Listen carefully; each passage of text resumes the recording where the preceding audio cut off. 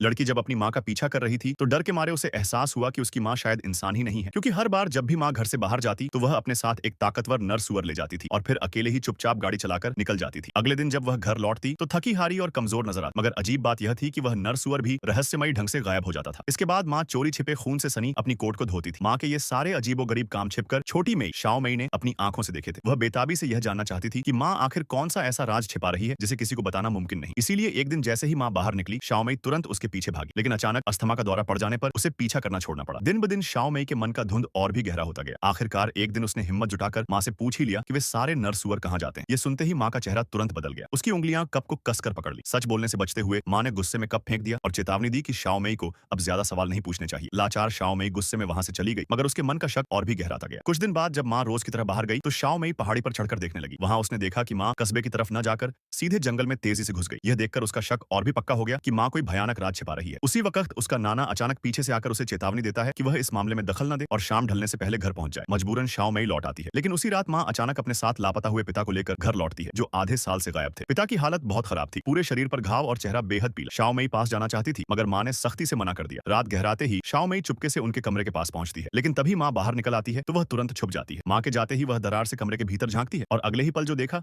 उससे उसका खून जम गया।